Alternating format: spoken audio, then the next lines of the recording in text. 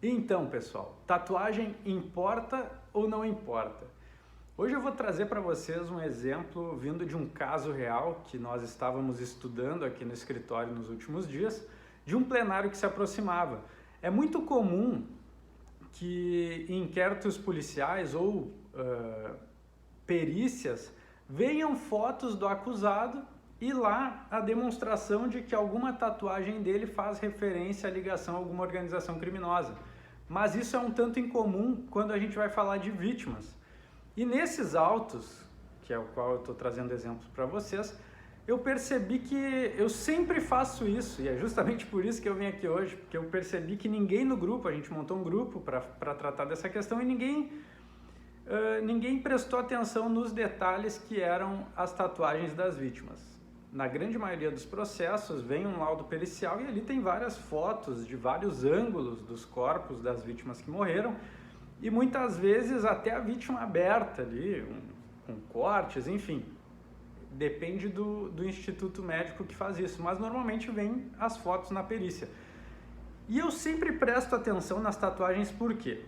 Como, por exemplo, nesse caso, nós queríamos reforçar a tese de que as vítimas faziam parte de organização criminosa e possivelmente tivessem sofrido uma retaliação, eu comecei a investigar as tatuagens porque muitas vezes existem símbolos, a depender do estado, a depender do presídio, a depender da facção, que nós não temos conhecimento. E essa é a razão de eu sempre pesquisar, olha, a tatuagem tal tem relação, vou lá na internet e faço essa busca.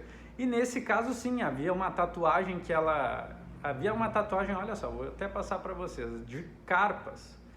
Houve uma época, há um tempo atrás, há alguns anos atrás, em que era moda ali, aquelas carpas orientais e tal, mas pesquisando na internet eu percebi que essa carpa dentro do presídio, ela pode ser relacionada a tal facção. E olha que louco, quando você vê alguém com uma tatuagem de carpa, você normalmente não associa, eu pelo menos não associei, mas nem por isso deixei de pesquisar, porque esse tipo de coisa ele vai mudando demais com o tempo. E daí tem algumas facções, algumas organizações que elas com o tempo elas se apropriam de algumas imagens, de alguns símbolos para indicarem ali os seus membros. Então, embora fosse pouco o conteúdo que eu achei a respeito, eu achei ali alguns artigos indicando isso. E a questão, aqui vem outro ponto, não é se aquilo lá é 100% verdadeiro ou não. A questão é que existe uma possibilidade. E quando a gente leva esse elemento para dentro do júri, a gente leva uma probabilidade real, uma probabilidade grande, porque você tem referências ali de pesquisas que indicam que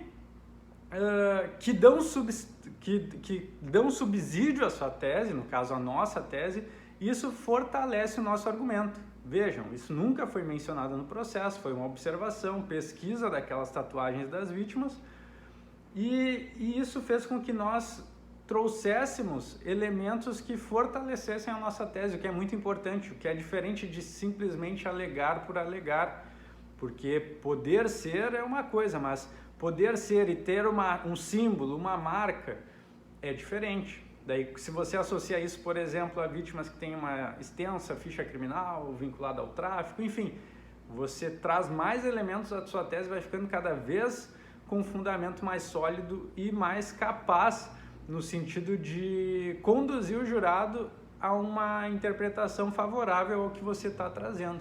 Então, tatuagens importam, e ainda que elas não estejam associadas à investigação, e ainda que elas não sejam do acusado, sejam de vítimas ou às vezes até de testemunhas, são elementos importantes para vocês darem uma olhada e averiguarem, olha, isso aqui pode fortalecer minha tese, vou dar uma pesquisada, muitas vezes isso é importante, beleza? Então, para você que está assistindo esse vídeo no YouTube, preste atenção nessas questões, e aqui embaixo eu vou deixar uma lista de indicações para vocês que querem aprofundar o conhecimento aí e a performance em plenário que vem do que? De estudo, gente. Dê uma olhada na lista aqui de conteúdo que tem bastante coisa importante, bastante coisa interessante aí, tá bom?